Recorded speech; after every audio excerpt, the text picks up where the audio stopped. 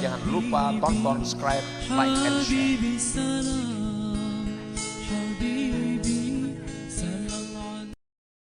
Yang mencegah datangnya madad ilahi tadi adalah wahubbud dunia, mencintai dunia. Apa itu dunia? Yang bila kita cinta kepadanya menutup bantuan Allah. Nah, dunia itu artinya adalah sesuatu yang membuat kita sengsara di akhirat. Itu dunia. Nah, sesuatu yang membuat kita sengsara di akhirat, itulah dunia. Apabila kita mencintai sesuatu yang membuat kita sengsara di akhirat, apapun sesuatu itu, nah maka itu mencegah datangnya madad ilahi tadi. Seperti mencintai kemaksiatan, mencintai barang-barang yang membawa kepada kemaksiatan. Nah, ini dunia. Kalau mencintai sesuatu yang mendatangkan kebahagiaan di akhirat, itu bukan dunia. Aku cinta dengan duit. Kenapa cinta duit? Karena duit ini aku bisa bersedekah. Duit ini aku bisa berwakaf. Duit ini aku bisa memberikan ini untuk kebaikan, untuk jalan Allah Subhanahu wa taala. Maka duit seperti itu bukan dunia. Karena membawa kebahagiaan di akhirat. Jadi apabila ada dalam hati kita mencintai sesuatu yang membuat susah di akhirat, nah maka itu dunia. Baik ilmu, baik harta, baik kedudukan, apapun. Nah, ini mencegah datangnya madadun ilahiyun tadi.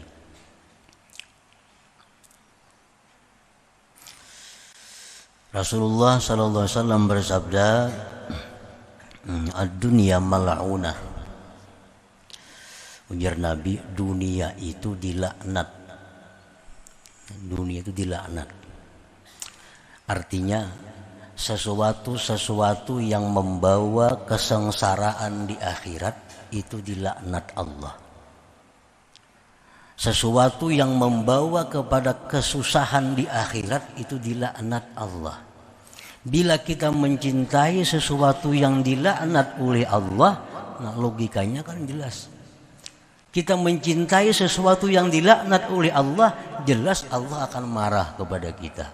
Kalau Allah marah, tentu bantuan akan berhenti. Yang dulunya khusyuk bisa hilang khusyuknya. Yang dulu ada kenikmatan dalam baca Quran bisa hilang kenikmatannya. Yang dulunya senang, lezat waktu sujud, sekarang bisa hilang lezatnya. Karena kita mencintai sesuatu yang dilaknat oleh Allah Subhanahu wa ta'ala. Nah, para muhibbin rahimakumullah. Di antaranya lagi sifat-sifat yang mencegah datangnya bantuan itu adalah al-hikdu, dendam. Menyimpan kemarahan kepada seseorang. Ini lawannya maaf. Menyimpan kemarahan kepada seseorang. Dendam. Kenapa sifat dendam ini mencegah datangnya bantuan Allah tadi? Rasulullah menyatakan al-mu'min laisa bihaqud.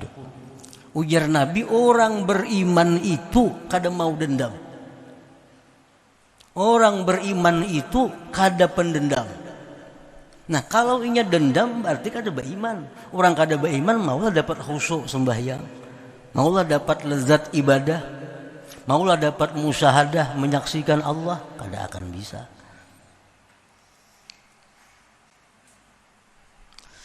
Nah, para muhibbin rahimakumullah, itu contoh tiga.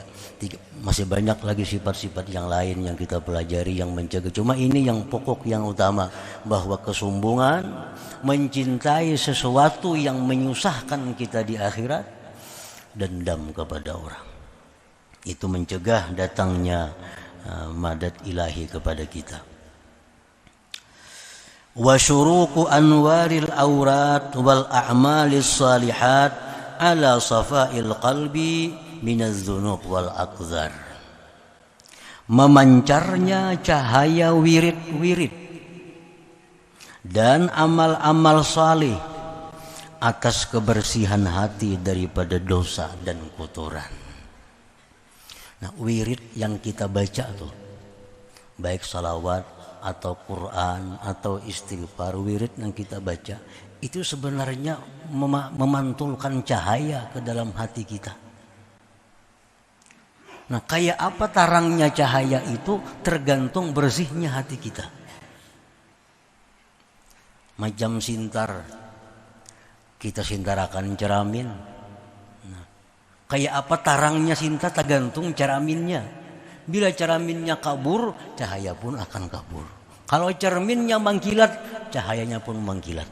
Nah, wirid yang kita baca itu sebenarnya mengeluarkan cahaya ke dalam hati kita.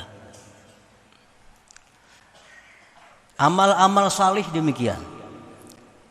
Dalam Quran disebutkan innas shalah tanha anil fahsya wal munkar. Sembahyang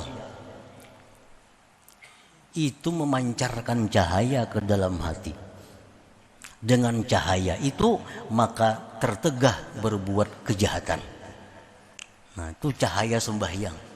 Jadi sembahyang itu mengeluarkan cahaya sebenarnya yang menyinari hati. Nah, bila hati kita ini bersih, hati kita menerima cahaya itu, maka cahaya itu bisa mencegah anggota kita daripada berbuat kemungkaran. Allah mengatakan innas shalah tanha anil fahsya wal munkar. Sembahyang mencegah kemungkaran.